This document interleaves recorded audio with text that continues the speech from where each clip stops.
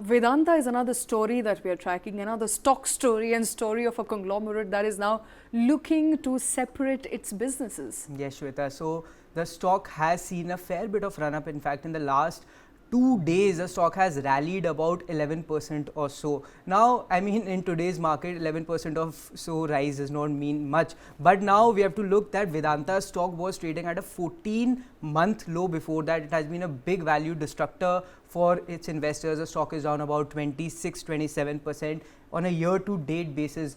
Now, Avinash, first question: how do you see this demerger, like playing out for the company? Because the biggest question that remains for the company is that big debt number of about 6.4 billion. Is it going to solve that problem for the company? No, I think Suyash, you rightly pointed out that this was the last option for the management, because I think now they've run out of almost every option, and I think the reason for the demerger is obviously to ensure that the debt gets distributed across all the six companies, and there's a big debt repayment coming up of almost $3.5 billion by FY25. The management would have a very big problem if the entity would have continued to remain in the old consolidated entity, because cash flows would not be sufficient enough to service the debt. And one more thing which investors should understand is that once these six companies come into operation, the old yardstick of the promoter giving handsome dividend payouts also is unlikely to happen.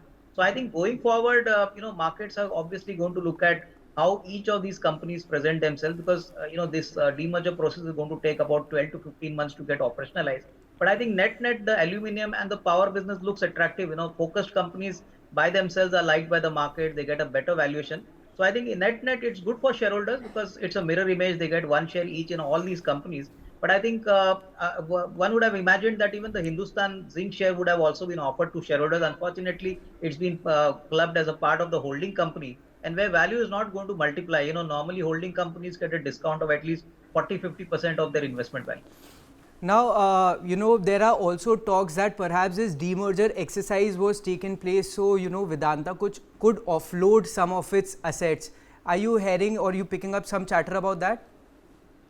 Yeah, definitely. In fact, Suyash, I think the iron ore and the steel business are prime candidates. And I think you should not be surprised that once this demerger process is complete, you could possibly, get some news flow from the management, hopefully, that the iron ore and steel business could be hived off, because these are prized assets.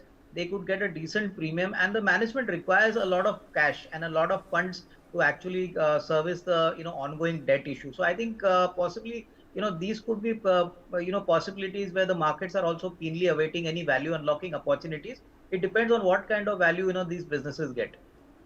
Now, I mean, one final question on Vedanta.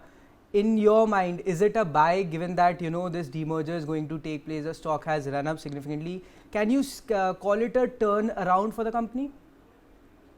No, I think, Suyash, my guess is, let the water settle down. I think a 10 to 11% upside is not something which would excite me.